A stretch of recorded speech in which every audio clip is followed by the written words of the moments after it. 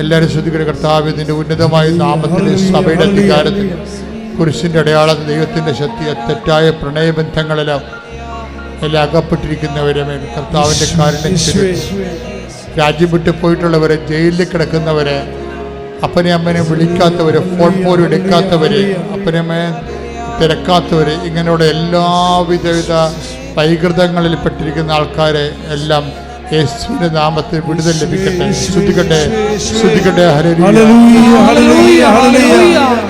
യേശുവേ ആരാധന, ആരാധന, ആരാധന. Hallelujah, hallelujah. യേശുവേ നന്ദി, യേശുവേ ആരാധന. സദയം തന്നേ യേശുവേ നന്ദി. സുഖമായിടും ഹല്ലേലൂയ, ഹല്ലേലൂയ. ഹരിയിൽ വരേണേ സദയം തന്നേ സുഖമായിടും എൻ്റെ ഉള്ളം. Hallelujah, hallelujah, hallelujah, hallelujah. യേശുവേ ആരാധന, ആരാധന, ആരാധന. Hallelujah, hallelujah, hallelujah, hallelujah. യേശുവേ നന്ദി, യേശുവേ സ്തുതി, യേശുവേ ആരാധന, ആരാധന, ആരാധന, ആരാധന. Hallelujah, hallelujah, hallelujah, hallelujah, hallelujah. യേശുവേ ആരാധന, ആരാധന, ആരാധന. Hallelujah, hallelujah, hallelujah, hallelujah. യേശുവേ നന്ദി, നന്ദി, നന്ദി, നന്ദി. Hallelujah, hallelujah, hallelujah, hallelujah. യേശുവേ സ്തുതി, ഹല്ലേലൂയ, ഹല്ലേലൂയ. യേശുവേ ആരാധന, ആരാധന. Hallelujah, hallelujah, hallelujah, hallelujah. പരിശുദ്ധ പരമമാ ദിവ്യകാരുണ്യമേ, എന്തുമെന്നും അങ്ങേക്കാരാധന. പരിശുദ്ധ പരമമാ ദിവ്യകാരുണ്യമേ,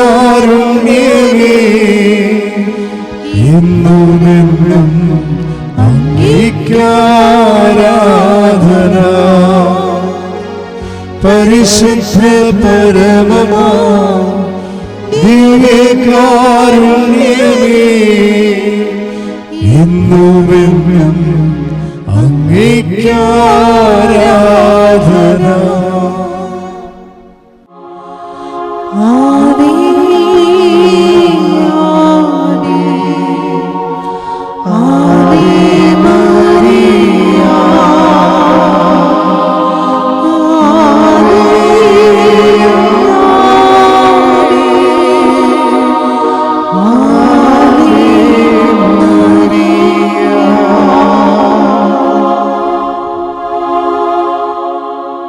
അപ്പോഴാ കുഞ്ഞിനെ അവസാനം അവർ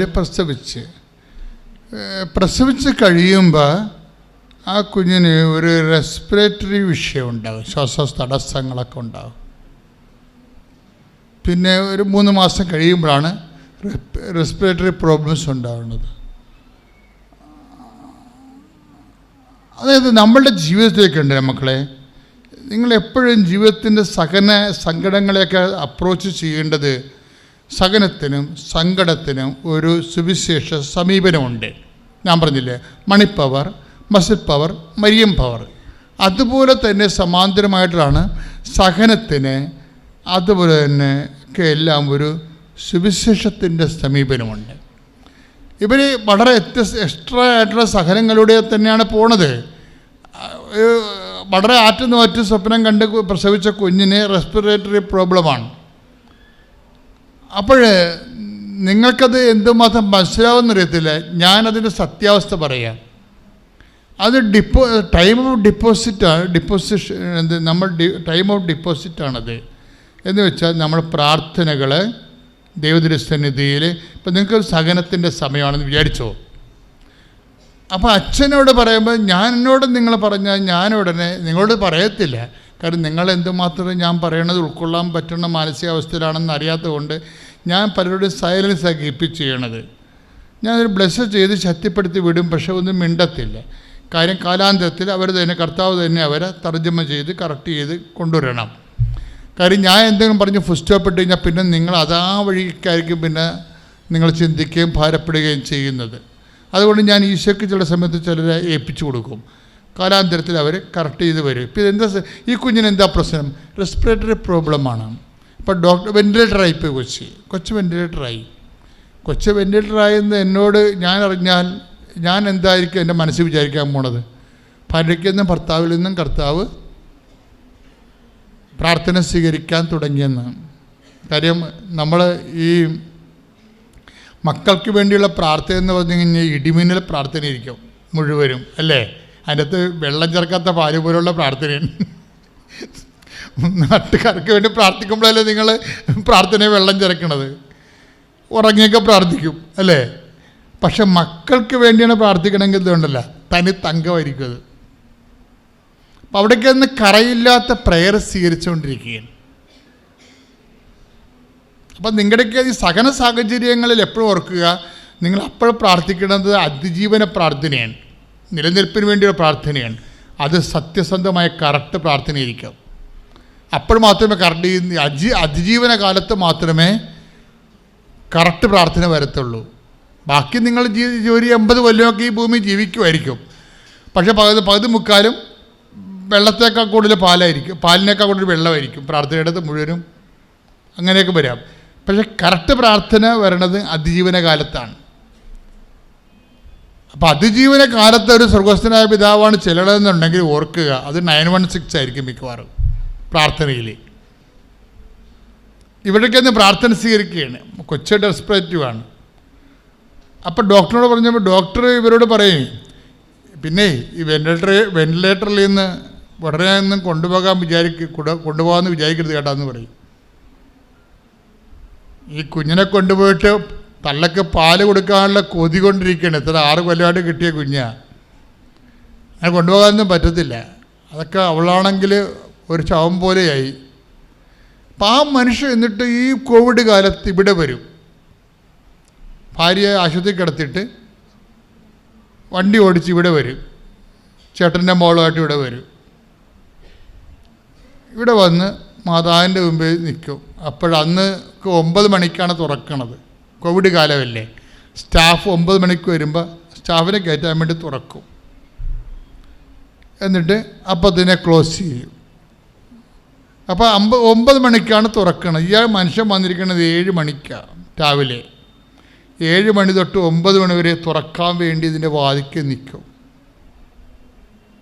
അപ്പോൾ ഇയാളുടെ അവസ്ഥ കാണുമ്പോൾ വാച്ച്മാന് തോന്നും. വാച്ച്മാൻ ഇയാളോട് പറയും, ഇവിടെയൊക്കെ അനുവാദം ഇല്ലെങ്കിൽ കുളിക്ക് കൊടുത്തില്ലെങ്കിൽ പുള്ളി പറയും 15 മിനിറ്റ് തരാം.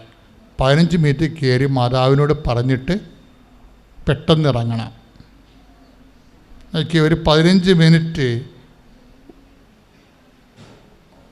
ഒരു ഉടമ്പടി എടുക്കാതെ മാതാവിനെ കാണാൻ വേണ്ടി വന്ന ആൾക്കാരുടെ ചരിത്രം പറയുകയാണ്. ആ 9 തുറന്ന് 9:15 വരെ തുറന്നിട്ട് 15 മിനിറ്റിനുള്ളിൽ പുള്ളിക്കാരൻ കയറി അകത്ത് വന്ന്. ഇപ്പോൾ അന്ന് ഈ അകത്താരും കയറത്തില്ലേ. അത് കാരണം അകത്ത് വന്ന് മാതാവിനെ കണ്ട് എൻ്റെ കുഞ്ഞിൻ്റെ വൈഫിൻ്റെ കാര്യം പറഞ്ഞിട്ട് നേരെ തിരിച്ചു പോകും. തിരിച്ചു പോയി അവർ ചേർത്തലെത്തിയപ്പോൾ തന്നെ ഫോൺ വന്ന്, എന്താണ്, ഡോക്ടർ പറഞ്ഞ് കുഞ്ഞിനെ റെസ്പിറേറ്ററി സിംറ്റംസ് മാറിയിട്ടുണ്ട്, കുഞ്ഞിനെ വെന്റിലേറ്ററിൽ നിന്ന് റിലീസ് ചെയ്യാമെന്ന് പറഞ്ഞു. അപ്പം ഇയാൾ ഇവിടെ ഇരുന്ന് വിറക്കാൻ തുടങ്ങുന്നതിൻ്റെ അടുത്ത് കാര്യത്തിലെല്ലാം അയാൾക്കറിയത്തില്ല ഇത്രയും സ്പീഡാണ് കാര്യമെന്ന് അറിയത്തില്ലല്ല. അയാൾ ഡോക്ടർ പറഞ്ഞ് കേട്ടിട്ടല്ലേ പോന്നിരിക്കണത്. ഇപ്പോഴെങ്കിലും ഈ മാസത്തിലെങ്കിലും കുഞ്ഞിനെ പുറത്തെടുക്കാൻ പറ്റുകയില്ല. പക്ഷെ പെട്ടെന്ന് ഇവിടുന്ന് തിരിഞ്ഞ് ചേർത്തല വരെ ചെന്നതേ ഉള്ളൂ. അപ്പോൾ തന്നെ ഫോൺ വന്നില്ലേ. അപ്പോൾ ഇയാൾ ദൈവസാന്നിധ്യം അനുഭവിച്ചിട്ടേ ഇയാൾ പറയണേ, ഞാൻ കാറിലിരുന്ന് വിറക്കിയിരുന്നു പറഞ്ഞു. എന്നിട്ട് പിന്നെ പുള്ളി ഈസിയായിട്ടൊരു കാര്യം പറയും. അതാണ് ഞാൻ നിങ്ങളുടെ മുമ്പിൽ കൊണ്ടുവരാൻ ഉദ്ദേശിക്കുന്നത്. ഇത്രയും വലിയ ദൈവാനുഭവം കിട്ടിയൊരു മനുഷ്യൻ പിന്നീട് അടുത്ത ശ്വാസത്തിൽ ഈസിയായിട്ടൊരു കാര്യം പറയും. എന്താണ്? പിന്നീട് ഞങ്ങളുടെ മകന് കുഞ്ഞുമാലാഖിയായി ഈശോൻ്റെ അടുത്തേക്ക് പോയെന്ന് പറയും. ഞാൻ വാ പൊളിച്ചു. ഇത്രയും എന്നൊക്കെ. പിന്നീട് ഒരു 3 മാസം കഴിഞ്ഞപ്പോൾ ഞങ്ങളുടെ മകൻ ഒരു കുഞ്ഞുമാലാഖിയായി ഈശോൻ്റെ അടുത്തേക്ക് പോയി. അത് പറയുമ്പോൾ അവന് അസുഖമായിരുന്നുവെന്ന് പറയുമ്പോൾ ഉണ്ടാകുന്ന വികാര ജ്വലനമൊന്നും അതിനില്ല. അത് സ്വാഭാവികമായി സംഭവിക്കേണ്ട ഒരു കാര്യമായിട്ട് ഈ മനുഷ്യനെ അവതരിപ്പിക്കുന്നതിൻ്റെ കാരണം എന്താണ്? മഹാസങ്കടങ്ങളിലെ ഈ മനുഷ്യന് കിട്ടിയ ആന്തരിക അഭിഷേകമാണ്. കൈയിടിച്ച് കർത്താവേ ഹല്ലേലൂയ. ഹല്ലേലൂയ ഹല്ലേലൂയ യേശുവേ ആരാധന. ഹല്ലേലൂയ.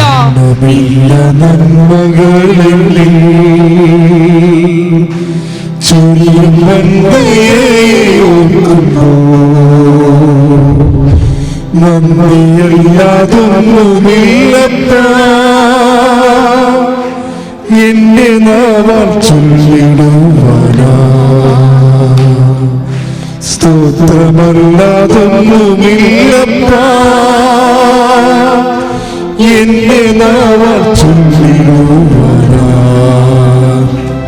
നിത്യസ്നേഹമോർക്കുമ്പോ വൻ കൃപകളോർക്കുമ്പോ എങ്ങനെ സ്തുതിക്കാതിരുന്നിടും. ആ കരുതലോർക്കുമ്പോ വൻ ത്യാഗമോർക്കുമ്പോ എങ്ങനെ വാഴ്ത്താതിരുന്നിടും. യേശുവേ പരിശുദ്ധ പരമ ദിവ്യകാരുണ്യത്തിന് ആരാധനയും സ്തുതിയും പുകഴ്ചയും ഉണ്ടായിരിക്കട്ടെ. അപ്പൊ നമ്മൾ അനിത താമരാക്ഷനെ എന്താ പറഞ്ഞു നിർത്തിയത്? അനിത താമരാക്ഷൻ ഇതേ ഒരു മെൻ്റൽ സ്റ്റേറ്റാണ്. എന്താണ്? അവൾ കുടുംബത്തോടെ ആത്മഹത്യ ചെയ്യുന്നതിന് തീരുമാനിച്ച് സെക്കൻഡുകൾക്കുള്ളിൽ അവൾക്ക് അമ്മ ഒരു ലിങ്ക് കൊടുത്തതാണ് അല്ലേ? കൃപാസനത്തിൽ വരാൻ വേണ്ടി നമ്മൾ മുങ്ങിച്ചാകാൻ പോകുന്നൊരു കയറിട്ട് കൊടുക്കുകയല്ലേ? അതുപോലെ ആ കയറെ പിടിച്ചാണ് ഇവിടെ എത്തിയിരിക്കുന്നത്. ഉടമ്പടി എടുത്തു കഴിഞ്ഞപ്പോൾ അവളെന്താ പറയണത്? എനിക്ക് വല്ലാത്തൊരു ധൈര്യം തോന്നിയെന്ന്. ആരാണ്? അതാണ് ഈ ഉടമ്പടിയുടെ പ്രത്യേകത. എന്ന് വെച്ചാൽ ഇപ്പോൾ അടൂരത്തെ റോയി എന്താ പറയണത്? അവൻ 3 മാസം കഴിഞ്ഞപ്പോൾ ഒരു കുഞ്ഞു മാലാഖിയായി ഈശോൻ്റെ അടുത്തേക്ക് ചെന്ന് പോയി. അത് ലാഘവത്തോടെ അവൻ്റെ ജീവൻ നിലനിർത്താൻ വേണ്ടി എന്ത് കണ്ണീരിട്ട് പ്രാർത്ഥിച്ച മനുഷ്യനാണല്ലേ. ഇത്രയും ഇതിനാണ് ആന്തരിക അഭിഷേകം എന്ന് പറയുന്നത്. ആത്മധൈര്യവും ആന്തരിക അഭിഷേകവും ദൈവത്തിൻ്റെ ഉടമ്പടി പ്രകാരമുള്ള സാന്നിധ്യത്തിൻ്റെ ഉറപ്പിൻ്റെ അടയാളമാണ്. കൈയിടിച്ച് കർത്താവേ ഹല്ലേലൂയ.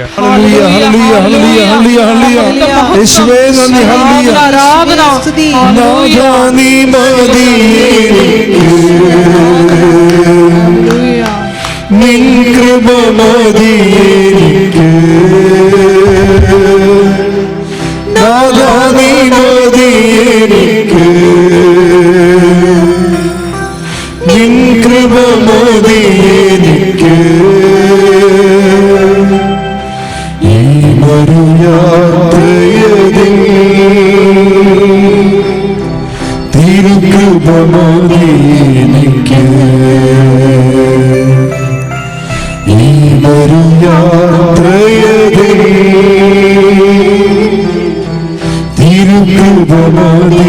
എനിക്ക്. പരിശുദ്ധ പരമ ദിവ്യകാരുണ്യത്തിന്. So what is our point? എന്താണ് നമ്മളിത് കൊണ്ട് ഉദ്ദേശിക്കുന്നത്? അതായത് നീ ഒരു ദൈവ വാഗ്ദാനം പ്രാപിച്ച് മാനസിക ആശ്വാസങ്ങൾ പ്രാപിക്കുന്ന വരെയുള്ള നിൻ്റെ സമയം, ഇൻ ബിറ്റ്വീനില്ലേ, അവിടെ നീ അനുഭവിക്കുന്ന ആന്തരിക സ്വസ്ഥത, ആന്തരിക അഭിഷേകം, ആത്മധൈര്യം, അതെല്ലാം ആള് ഉടമ്പടി പ്രകാരം നിൻ്റെ കൂടെ വന്നു കഴിഞ്ഞു എന്നുള്ളതിൻ്റെ ദൈവസാന്നിധ്യമായിട്ട് വിവേചിക്കണമെന്നാണ് ഈ പറയണത്. പ്രാർത്ഥിക്കുക. കർത്താവായ ദൈവമേ, അങ്ങ് ഞങ്ങളെ ഭൗതിക ആശ്വാസത്താൽ അനുഗ്രഹിക്കുന്ന വരെയുള്ള ഞങ്ങളുടെ മാനസിക വ്യാപാരങ്ങളെ അതിലനുഭവിക്കുന്ന അങ്ങയുടെ ആന്തരിക സാന്നിധ്യത്തെ വിവേചിക്കാനുള്ള ആന്തരിക നേത്രങ്ങളെ അങ്ങ് പ്രകാശിപ്പിക്കണമേ. ഹല്ലേലൂയ ഹല്ലേലൂയ ഹല്ലേലൂയ അധിക നേത്രങ്ങളെ പ്രകാശിപ്പിക്കണം. Hallelujah hallelujah hallelujah hallelujah hallelujah hallelujah യേശുവേ നന്ദി ഹല്ലേലൂയ നാഥാ നീ മതി എനിക്ക് നിൻ കൃപ മതി എനിക്ക് നാഥാ നീ മതി എനിക്ക് നിൻ കൃപ മതി എനിക്ക് ഈ ഒരു യാത്രയതേ തിരുകൃപ മതി എനിക്ക് ഈ ഒരു യാത്രയതേ തിരുകൃപ മതി എനിക്ക്. പരിശുദ്ധ പരമദിവ്യകാരുണ്യത്തിന് ആരാധനയും സ്തുതിയും പുകഴ്ചയും ഉണ്ടായിരിക്കട്ടെ. ഡോക്ടർ ഈ ഗുളിക 2 തരം എഴുതി തന്നു. 1 മാസത്തേക്കാണ് ആദ്യം ഗുളിക എഴുതിയത്. ആ 1 മാസം ഗുളിക കഴിഞ്ഞ് വീണ്ടും ചെന്നപ്പോൾ പറഞ്ഞു ഈ ഗുളിക തന്നെ തുടർന്ന് കഴിക്കണം, അത് നിർത്തുവാൻ സാധിക്കില്ല, തുടർന്ന് കഴിക്കേണ്ട ഗുളികയാണെന്ന് പറഞ്ഞു. അങ്ങനെ അതൊരു 5 വർഷക്കാലം ഞാൻ തുടർന്ന് ആ ഗുളിക കഴിച്ചുകൊണ്ടിരുന്നു. ആ ഗുളിക കഴിച്ചുകൊണ്ടിരിക്കുമ്പോഴാണ് ഇവിടെ ഒന്ന് ഉടമ്പടി എടുത്തത്. ആ ഉടമ്പടി എടുത്തതിന് ശേഷം ഞാൻ ഉടമ്പടി വസ്തുക്കൾ ഉപയോഗിക്കുകയും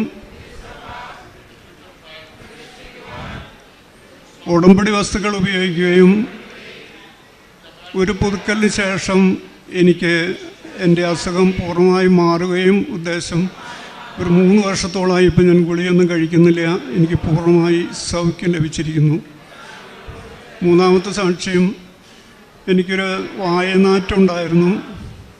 വായനാറ്റം സാധാരണ ഗതിയിലുള്ള വായനാറ്റമല്ല. എൻ്റെ വീട്ടിലാരെങ്കിലും വന്നാൽ ഞാനൊരു വീടിൻ്റെ ഏതെങ്കിലും ഒരു സൈഡിലേക്ക് മാറുക പതിവായിരുന്നു. കാരണം എനിക്കത് അവരെ അഭിമുഖീകരിക്കാൻ പറ്റാത്തൊരു അവസ്ഥയിലായിരുന്നു. ഞാനിവിടെ വന്ന് ഉടമ്പടി എടുത്ത് 2 പുതുക്കൽ കഴിഞ്ഞതിന് ശേഷം ജോസഫച്ചനെ കാണുന്നതിന് എനിക്ക് സാധിക്കുകയും ജോസഫച്ചന് എൻ്റെ തലയിൽ കൈവച്ച് പ്രാർത്ഥിച്ചിട്ട് പറഞ്ഞു സാക്ഷ്യം പറഞ്ഞാൽ മതി എന്ന് പറഞ്ഞു. അത് കഴിഞ്ഞ് അടുത്ത പുതുക്കലിന് മുൻപ് തന്നെ എനിക്ക് പൂർണ്ണമായി സൗഖ്യം ലഭിക്കുകയും ചെയ്തു.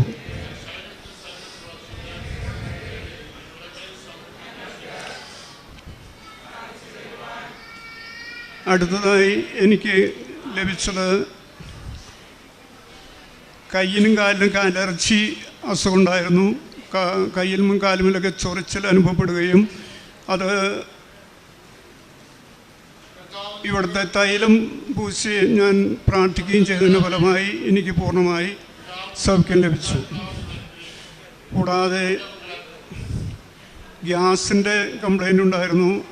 ഗ്യാസ് ഉണ്ടാക്കുന്ന ഒരു ഭക്ഷണവും എനിക്ക് കഴിക്കാൻ സാധിച്ചിരുന്നില്ല. ഉദ്ദേശം ഒരു 15-16 വർഷമായിട്ട് എനിക്കത് സാധിച്ചിരുന്നില്ല.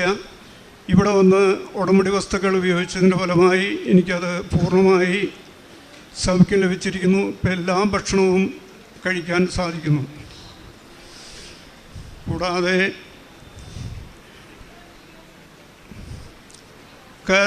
കാശ് രൂപം ഇവിടെ നിന്ന് കിട്ടിയ ഉടമ്പടി കാശ് രൂപം ഞാൻ സ്ഥിരമായി കഴുത്തിൽ ധരിക്കാറുണ്ടായിരുന്നു. ഒരു 3 പ്രാവശ്യം ഞാൻ വീഴാനിടയായിട്ടുണ്ട്. ഒന്ന് പള്ളിയിൽ പോയിട്ട് പള്ളിയുടെ പടിക്ക് ഒരിക്കൽ വീണു. ആ വീണത് എന്നെ ആരോ താങ്ങി എന്നെ ഇരുത്തുന്നൊരു അനുഭവമാണ് എനിക്കുണ്ടായത്. എൻ്റെ തലയൊന്നും തട്ടുകയൊന്നും ചെയ്തില്ല. എനിക്ക് യാതൊരു കുഴപ്പമില്ലാതെ മാതാവും കർത്താവ് എന്നെ താങ്ങി എന്ന് തന്നെ പൂർണ്ണമായി ഞാൻ വിശ്വസിക്കുന്നു. കൂടാതെ എൻ്റെ വീട്ടിൽ ഞാൻ ഒരിക്കൽ ചെയറിൽ നിന്നും താഴെ വിടാനിടയായിട്ടുണ്ട്. അത് ഒരു സൈഡിൽ ഭിത്തിയും ഒരു സൈഡിൽ ഒരു TV സ്റ്റാൻഡും കിടന്നിരുന്നു. അതിനിടയ്ക്കാണ് ഞാൻ വീണത്. പക്ഷേ ആ വീഴ്ചയിൽ എൻ്റെ തലയൊന്ന് താഴ്ത്ത് തട്ടുകയോ എനിക്ക് യാതൊരു പോറൽ പോലും ഏൽക്കാതെ അമ്മയും തിരുക്കുമാരനും എന്നെ കാത്തു. കൂടാതെ ഒരിക്കൽ ഞാൻ മുറ്റത്തൊരിക്കൽ വീഴാനിടയായി. അന്നും തൊട്ടടുത്ത് ചവിട്ട് മുറ്റത്തേക്ക് ഇറങ്ങാനുള്ള സ്റ്റെപ്പുണ്ടായിരുന്നു. ആ സ്റ്റെപ്പിൽ തലയിടിക്കാതെ, അത് തല താഴ്ത്ത് തട്ടുകയാണെങ്കിൽ ശരിക്കും ആ സ്റ്റെപ്പിലാണ് എൻ്റെ തലയിടിക്കുക. പക്ഷെ ഞാൻ വീണത് ഈ സ്റ്റെപ്പിൽ തട്ടാതെ തന്നെയാണ് ഞാൻ വീണത്. അതുകൊണ്ട് 3 വലിയ അപകടങ്ങളിൽ നിന്നും മാതാവും കർത്താവ് എന്നെ രക്ഷിച്ചു. ഇത്രയുമാണ് എൻ്റെ സാക്ഷ്യങ്ങൾ. ഇതിന് തിരുക്കുമാരനും മാതാവിനും കൂടാനുകൂടി നന്ദി പറയുന്നു. പേര് ആനി ജോസഫ്. എൻ്റെ പേര് ആനി ജോസഫ്. ഞാൻ പെരുമ്പാവൂരിൽ നിന്നാണ് വരുന്നത്. സെൻറ്റ് പീറ്റർ ആൻഡ് പോൾ മുടിക്കരായി ഇടവകാംഗമാണ്. കഴിഞ്ഞ വർഷം മെയ് മാസം 18-ാം തീയതിയാണ് ഞാനിവിടെ വന്ന് ഉടമ്പടി എടുക്കുന്നത്. ഉടമ്പടിയിൽ വെച്ചിരുന്ന ആദ്യത്തെ 2 നിയോഗങ്ങൾ സാധിച്ചു തന്നതിൻ്റെ സാക്ഷ്യമാണ് ഞാൻ പറയുന്നത്. സെപ്റ്റംബർ 29 ഒക്ടോബർ 29 ആണ് ഞാൻ ഡേറ്റ് ഇട്ട് പ്രാർത്ഥിച്ചിരുന്നത്. 2 കാര്യങ്ങൾക്ക് വേണ്ടിയാണ് ഡേറ്റ് ഇട്ട് പ്രാർത്ഥിച്ചിരുന്നത്. സെപ്റ്റംബർ 29 എനിക്ക് 3 ആൺമക്കളാണ്. സെപ്റ്റംബർ 29 എൻ്റെ 2ാമത്തെ മകൻ്റെ ബർത്ത്ഡേ ആണ്. അവന് സെപ്റ്റംബർ 29-ന് 29 വയസ്സ് കഴിയും, 30 വയസ്സിലേക്ക് കിടക്കും. അപ്പം ഞാൻ മാതാവിനോട് പറഞ്ഞ് പ്രാർത്ഥിച്ചിരുന്നു, മാതാവേ 30 വയസ്സാവുന്നതിന് മുമ്പ് അവൻ്റെ വിവാഹം നടത്തി തരികയോ തീരുമാനിച്ചു തരികയോ ചെയ്തു തരണമെന്ന്. ഓഗസ്റ്റിൽ ഞാൻ ഇവിടെ വന്ന് ഉടമ്പടി പുതുക്കിയിരുന്നു. അത് കഴിഞ്ഞ് സെപ്റ്റംബർ 20 എന്നിട്ടും ഒരു കാര്യവും തീരുമാനമായില്ല. ഒത്തിരി വിവാഹാലോചനകളൊക്കെ വന്നിരുന്നു, എന്നാലും ഒന്നും തീരുമാനം ആവുന്നുണ്ടായിരുന്നില്ല. സെപ്റ്റംബർ 20 അപ്പോൾ ഞാൻ മാതാവിനോട് കുറേ പരിഭവവും പരാതിയൊക്കെ ഇരുന്നു. സെപ്റ്റംബർ 20 മാതാവേ, ഇനി ഒരാഴ്ച കൊണ്ട് എന്ത് തീരുമാനമാവാനാണ് എന്നൊക്കെ ഇങ്ങനെ മാതാവിനോട് പറഞ്ഞ് പ്രാർത്ഥിച്ചിരുന്നു. പക്ഷെ അന്ന് തന്നെ ഒരു വീട്ടുകാർ ഞങ്ങളെ വിളിച്ചു. പയ്യനിവിടെ ഇല്ലെങ്കിലും, മോൻ ദുബായിലാണ് വർക്ക് ചെയ്യുന്നത്, പയ്യനിവിടെ ഇല്ലെങ്കിലും മാതാപിതാക്കൾ വന്ന് കാണുന്നതിൽ കുഴപ്പമില്ല എന്ന് പറഞ്ഞിട്ട് ഞങ്ങൾ ഈ സെപ്റ്റംബർ 21-ന് ആ പെങ്കൊച്ചിനെ കാണാൻ പോയി. ഞങ്ങൾക്ക് ഇഷ്ടപ്പെട്ടു. സെപ്റ്റംബർ 25-ന് അവർ ഞങ്ങളുടെ വീട്ടിലേക്കും വന്നു, അവർക്കും താല്പര്യമായി. പിന്നെ മകൻ വരാൻ വേണ്ടി നോക്കിയിരുന്നു. നവംബർ ലാസ്റ്റാണ് അവൻ വന്നത്. പിന്നെ ഡിസംബറിൽ നോമ്പൊക്കെ കഴിഞ്ഞു. ജനുവരി 26-ാം തീയതി ആ കല്യാണം മാതാവ് നല്ല രീതിയിൽ നടത്തി തന്നു. നല്ലൊരു മകളെ തന്ന് മാതാവ് ഞങ്ങളെ അനുഗ്രഹിച്ചു. അമ്മയ്ക്കും തിരുക്കുമാരനും അനന്തകോടി നന്ദി അർപ്പിക്കുന്നു. ഇനി ഒക്ടോബർ 29 എന്ന് പറയുന്നത് എൻ്റെ മൂത്ത മകൻ്റെ 2nd വെഡ്ഡിങ് ആനിവേഴ്സറിയാണ്. ഞാൻ ഉടമ്പടി എടുത്തപ്പോൾ തുടങ്ങി മാതാവിനോട് പ്രാർത്ഥിച്ചിരുന്നു, 2ാമത്തെ വെഡ്ഡിങ് ആനിവേഴ്സറിക്ക് മുമ്പ് ഒരു വിശേഷ വാർത്ത അറിയാനായിട്ടുള്ള കൃപ നൽകി അനുഗ്രഹിക്കണമെന്ന്. അവരും ദുബായിലാണ് വർക്ക് ചെയ്യുന്നത്. മോൾ പോയപ്പോൾ ഞാൻ ഉടമ്പടി നേർച്ച വസ്തുക്കളെല്ലാം കൊടുത്തയച്ചിരുന്നു. ഒക്ടോബർ 29 ആയി ഞാനിവിടെ നടന്ന ജപമാല റാലിയിലും വന്ന് പങ്കെടുത്തിരുന്നു. ജപമാല റാലി കഴിഞ്ഞ് വീട്ടിൽ ചെന്ന് സന്ധ്യാപ്രാർത്ഥനയ്ക്ക് ഇരിക്കുമ്പോഴാണ് ദുബായിൽ നിന്നൊരു കോൾ വന്നത്. ഞങ്ങളിപ്പോൾ ഹോസ്പിറ്റലിലാണ്. ഇവിടെ വന്നപ്പോൾ ഡോക്ടർ സ്കാൻ ചെയ്യാൻ പറഞ്ഞു. സ്കാൻ ചെയ്തപ്പോൾ ആ മകൾ 7 ആഴ്ച പ്രഗ്നൻ്റാണ്. ഇത് മാതാവിൻ്റെ മാധ്യസ്ഥം വഴി തിരുക്കുമാരൻ ചെയ്തതാണെന്ന് ഞങ്ങൾ പൂർണ്ണമായും വിശ്വസിക്കുകയും ഏറ്റുപറയുകയും ചെയ്യുന്നു. അമ്മയ്ക്കും തിരുക്കുമാരനും അനന്തകോടി നന്ദി അർപ്പിക്കുകയും ചെയ്യുന്നു. ഞാൻ സിനി ബെന്നി, തോപ്പുംപടി സെൻറ്റ് സെബാസ്റ്റ്യൻസ് ചർച്ചിൽ നിന്ന് വരുന്നു. ഞാൻ കഴിഞ്ഞ സെപ്റ്റംബർ 28-നാണ് ഉടമ്പടി എടുക്കാൻ ഇവിടെ വരുന്നത്. ഉടമ്പടി എടുക്കാനായിട്ട് വരുന്ന സമയത്ത് പ്രത്യേകിച്ച് എന്നെ അലട്ടുന്ന വലിയ പ്രശ്നങ്ങളൊന്നും എനിക്ക് ആ സമയത്ത് ഉണ്ടായിരുന്നില്ല. പക്ഷേ മാതാവിൻ്റെ സംരക്ഷണത്തിൽ പ്രവേശിക്കണമെന്ന വലിയൊരു തോന്നൽ എനിക്ക് ഉണ്ടായിരുന്നു. അങ്ങനെ ഉടമ്പടി എടുത്ത് 1 മാസം കഴിഞ്ഞപ്പോൾ മോന് വോമിറ്റിങ്ങും വയറുവേദന, തലവേദന, പനിയൊക്കെ ആയിട്ട് ഹോസ്പിറ്റലിൽ അഡ്മിറ്റ് ചെയ്തു. അടുത്ത് തന്നെയുള്ള ഫാത്തിമ ഹോസ്പിറ്റലിലാണ് അഡ്മിറ്റ് ചെയ്തത്. പക്ഷേ ടെസ്റ്റുകളൊക്കെ ചെയ്തിട്ട് എല്ലാം നെഗറ്റീവാണ്.